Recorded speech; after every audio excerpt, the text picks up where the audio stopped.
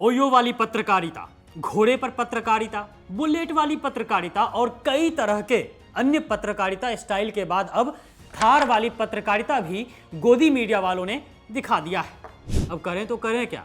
सत्ता की दलाली से इतना ना पैसा ही मिलता है कि अगर खर्च नहीं हुए और सरकार बदल गई तो जवाब क्या देंगे? तो जमकर मजे ले रहे हैं बिहार में गोदी एंकर और गोदी पत्रकार, क्योंकि जनता के मुद्दे हैं ही कहां बिहार में। बिहार तो अमेरिका है, एकदम डेवलप्ड। तो गोदी मीडिया वालों ने सोचा कि अब जब जनता इतनी डेवलप्ड है ही तो क्यों नहीं नेताओं से बात की जाए, वो भी सत्ता पक्ष के नेताओं से। तो दोस्तों, थार पर बैठकर गोदी मीडिया के दलाल एंकरों की सबसे बेस्ट एंकर रूबिका लियाकत ने मैथिली ठाकुर से बात की। उस मैथिली ठाकुर से जो बिहार की काफी लोकप्रिय सिंगर तो हैं, लेकिन इन्हें बीजेपी ने जब से दरभंगा के अलीनगर सीट से टिकट दिया है तब से ये अलग ही माहौल में रहती हैं, अलग ही दुनिया में रहती हैं। और जानते हैं आप, इस विधानसभा क्षेत्र में मैथिली जब घूमी तो उन्हें क्षेत्र में सबसे ज्यादा समस्या वाली बात क्या लगी? विधानसभा क्षेत्र का नाम। जी हाँ, मैथिली का कहना है कि वह जैसे ही जीतेंगी अलीनगर का नाम बदलकर सीतानगर कर देंगी, या फिर मैथिली नगर या फिर जानकी नगर कर दिया जाएगा। और पता है, ये सवाल बड़े प्यार से रूबिका दीदी ने ही मैथिली से थार में पूछा था, जिस पर बीजेपी प्रत्याशी ने जवाब दिया था।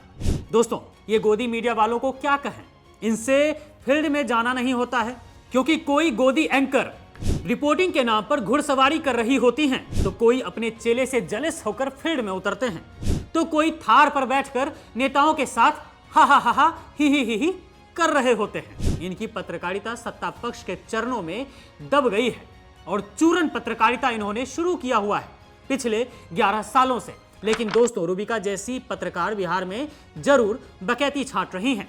वहीं दूसरी तरफ अभिनव पांडे, जो लल्लन टॉप के महामहिम सौरभ द्विवेदी के चेले हैं, उन्होंने बिहार जाकर बहुत अच्छी रिपोर्टिंग की। कई ऐसे रिपोर्ट्स उन्होंने बनाए जो बताता है कि असली पत्रकारिता कहते किसे हैं। और दोस्तों, सिर्फ अभिनव पांडे ही नहीं, कई ऐसे असली पत्रकार हैं जो बिहार में एनडीए की सरकार के पोल खोल रहे हैं। दोस्तों, इन गोदी पत्रकारों का जमीर मर चुका है, खत्म हो चुका है। इन्होंने दलाली को हमेशा के लिए गले लगा लिया है। तभी तो एक ऐसी बीजेपी प्रत्याशी जिसके लिए चुनावी वादों के ब्लूप्रिंट निजी होते हैं, जिनके वादे से ही पता चल जाता है कि वह किस नफरती सोच की नेता है।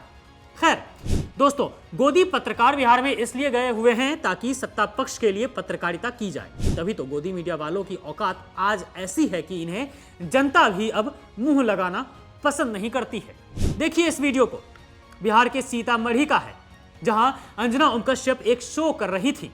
शो के बीच में उनसे भीड़ में सबसे आगे बैठे एक शख्स ने सवाल के लिए बुलाया। वह मौजूद नेताओं से बात करना चाहता था। उस शख्स ने अंजना ओम कश्यप को कहा कि आपने हमारे सीतामढ़ी को बहुत अच्छे से टीवी पर दिखाया, इसके लिए शुक्रिया। इसके बाद अंजना बहुत खुश हुई। उन्हें लग रहा था कि क्या बात है, तारीफ सुनने को मिल रहा है जिसे सुने बहुत दिन हो गए हैं। फिर शख्स ने अंजना ओम कश्यप से आगे कहा कि इसके लिए भी शुक्रिया कि आपने सालों से न बनने वाले ब्रिज को नहीं दिखाया, उससे लगने वाले जाम को नहीं दिखाया, इसके लिए भी शुक्रिया। फिर अंजना जी का मुंह उतर गया।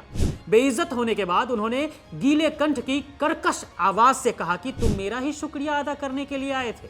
फिर मैडम गुस्से से नाचते हुए चली गई थी। ये हाल है गोदी मीडिया का दोस्तों, लेकिन फिर भी ये लोग सुधरे नहीं हैं। तभी तो थार पर एक नफरती सोच वाली बीजेपी प्रत्याशी को बैठाकर उनके हिसाब का इंटरव्यू ले रही हैं गोदी एंकर।